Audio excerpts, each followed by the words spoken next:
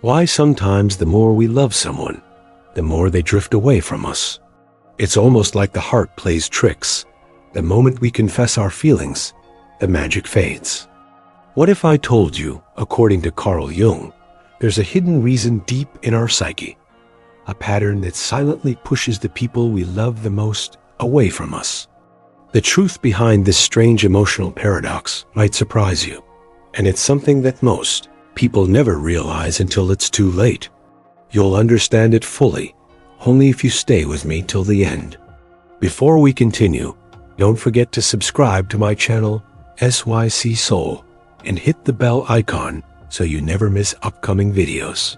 And share this with someone who truly needs to hear it. Now, imagine this. A person finally opens up, expressing everything they feel. I can't live without you. You're my whole world. Without you, I'm nothing. At first glance, it sounds romantic, but here's where psychology draws a different picture. Carl Jung once said that the psyche always seeks balance. When one person gives all their emotional energy to another, the subconscious mind of the other person begins to sense something heavy, a kind of pressure. What once felt like love begins to feel like a cage. They start to pull away, not because they don't love anymore, but because the energy became unbalanced. Jung's theory explains that every relationship is like a dance between two souls. One moves forward, the other steps back, then they meet in rhythm again. But when one person stops dancing and only clings, the rhythm breaks. That's when distance begins, silently, invisibly, but surely. The mind reacts to emotional dependence like the body reacts to suffocation. It needs air. And when it doesn't find it, it escapes through silence, distraction, or detachment. It's not cruelty, it's instinct. Carl Jung believed that deep emotional bonds only survive when both souls remain free, when love doesn't become need, and affection doesn't turn into fear. If you've ever experienced someone pulling away right after your confession, stay with me, because what happens next will completely change the way you understand love and attraction. Jung believed that love isn't lost when someone pulls away, it's merely shifting its form. It's a silent reaction of the unconscious mind trying to protect itself from emotional overload. Think of it like a flame. If you cover it too tightly, the fire dies. But if you give it space, it breathes and glows brighter. The same principle applies to human connection. When we begin to depend too much on another person for happiness, our energy starts to drain. The other person, without realizing, begins to feel this emotional vacuum, as if their own inner freedom is being absorbed by us. At that point, love transforms into fear. Fear of losing the person, fear of not being enough, fear of being left behind. And fear, Jung said, is the greatest poison to any relationship. It suffocates authenticity. It makes us act, not from love, but from desperation. We start checking our phones every few minutes, overthinking messages, analyzing silence, imagining rejection before it even happens. It's not the person we lose. It's ourselves. Jung described this as the shadow side of love, the unseen, hidden aspect of attachment that most people never confront. He said, when our love becomes a substitute for our own emptiness, it's no longer love. It's dependency wearing the mask of devotion. And the deeper this dependency grows, the faster attraction fades. Why? Because love thrives on freedom. The freedom to be, to feel, to exist without control. When we demand constant reassurance, we unconsciously tell the other person, "You're responsible for my peace." No soul can carry that weight forever. Pause for a moment. Are you connecting with this truth? If you are, tell me in the comments where you're watching this from. And if you appreciate the effort behind this channel, let me know below. Your words mean more than you think. Now let's go deeper. Carl Jung said that real love begins not when two people cling to each other, but when they mirror each other's growth. In psychological terms, we don't fall in love with a person. We fall in love with the part of ourselves we see reflected in them. It's not possession, it's recognition. That's why sometimes we feel an instant, unexplainable connection, as if we've known them for lifetimes. But when the reflection fades, confusion begins. We start to think they've changed, when, in truth, our own projection is broken. Carl Jung once wrote that every human relationship is a meeting of two unconscious worlds. What attracts us at first is not always love, but the recognition of a missing part of ourselves. We're drawn to people who awaken something dormant in us, sometimes light, sometimes shadow. And this is where the real test begins. When we project our ideal self onto another person, we don't see them, we see a reflection of what we long to become. That illusion feels divine at first. That's why the beginning of love always feels magical, almost spiritual. But slowly, reality enters. The projection fades, and the true person stands before us, imperfect, human, flawed. It's at this moment that love either matures or collapses. If one cannot bear this loss of illusion, dependency begins. We start craving that earlier intensity again, the spark, the constant validation, forgetting that it was never theirs to give.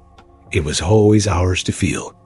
And as Jung explained, when one becomes emotionally dependent, the other unconsciously withdraws to restore equilibrium. That's why so many relationships die right after they seem the strongest. It isn't betrayal, it's balance seeking restoration. True love, Jung said, isn't the merging of two souls into one, but two complete individuals walking side by side, neither trying to possess the other, nor to fill an emptiness within. He described it as a sacred dance of autonomy and intimacy. Only when you can stand alone can you truly stand beside someone. Think about this carefully. Have you ever loved so deeply that you lost yourself in the process? If so, you didn't love, you dissolved. And when you dissolve, the other person senses it, even if they can't explain why. They feel the pull of emotional gravity, and instinctively they retreat, not out of cruelty, but self-preservation. That's why Jung emphasized inner wholeness before partnership, because when two incomplete people meet, their love becomes survival, not growth. Now, as we move forward, remember this. Love isn't about holding tighter, it's about holding space. When you stop chasing, the right energy begins to flow naturally toward you. And that's exactly what Jung meant when he said, "What you resist persists. What you accept transforms." So, how do we restore balance once emotional dependency has taken hold? Carl Jung's insight was simple yet profoundly transformative. Healing doesn't come from trying to fix the other person. It begins when we start understanding ourselves. He said, "Until you make the unconscious conscious, it will direct your life, and you will call it fate." Most of us fall in love without truly knowing who we are. We seek validation, attention, or security. And when those needs are met temporarily, we mistake it for love. But real love, Jung explained, only blossoms when two aware individuals meet. People who have faced their shadows and no longer expect someone else to complete them. Imagine this. One person becomes emotionally silent, while the other panics, trying to reconnect. The more one chases, the further the other retreats. This isn't rejection. It's energetic imbalance. It's as if nature itself demands that we pause and return to ourselves before harmony can be restored. Jung compared it to a pendulum. If it swings too far one way, it must swing back before it finds center again. So when someone pulls away, instead of resisting it, step back and breathe. The distance might not be the end. It could be an invitation to rediscover your own center. Here's a thought. What if the person you're missing isn't them, but the version of yourself that existed when you felt loved?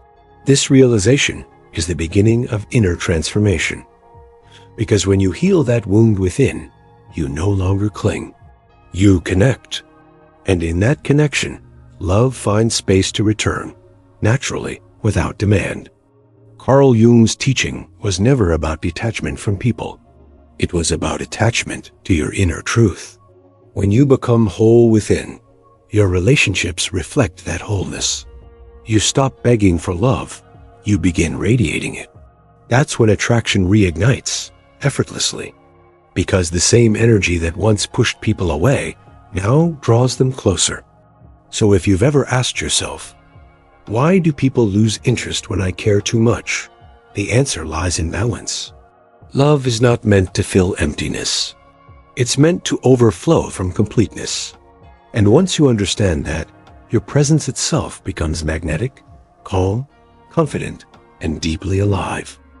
Carl Jung often said that the greatest tragedy of human relationships is not that love ends, but that people never truly meet, because they are too busy projecting, needing, or fearing. He believed that when we awaken to our own inner world, we stop expecting others to rescue us. Instead, we begin to relate from strength, not from scarcity. And that changes everything. Think about it. Every time you've chased love, it slipped away. But the moment you surrendered, healed, and focused inward, something strange happened. People began to notice you again. That's no coincidence. Jung called this psychic resonance. When your inner state changes, your outer world rearranges to match it. Love, attraction, peace. They are reflections of your energy, not rewards from someone else. So when you love, love with awareness. When you give, give without losing your boundaries. And when you connect, do it not from emptiness, but from abundance. That's when relationships become sacred mirrors, not prisons of expectation. Jung said, the privilege of a lifetime is to become who you truly are. When you understand this, you stop begging for love and start embodying it. The person who's meant for you will never feel trapped by your presence. They will feel free beside you. Because love that grows from inner freedom doesn't demand, it inspires. It doesn't bind, it awakens. So if you're listening to this right now, let this message reach deeper than your mind. Let it touch your soul. Stop asking why they left. Ask instead, what part of me still needs to come home? Because the moment you return to yourself, every lost piece of your life begins to return too, quietly, beautifully, and in divine timing. And remember, you were never too much, never too emotional, never too loving. You were simply giving what was meant to be shared, not surrendered. Keep growing, keep becoming, and trust that the right souls will meet you where your light truly shines. If this message resonated with you, subscribe to SYC Soul, like this video, and share it with someone who needs healing today. Your support keeps this space alive, and your growth keeps the message alive.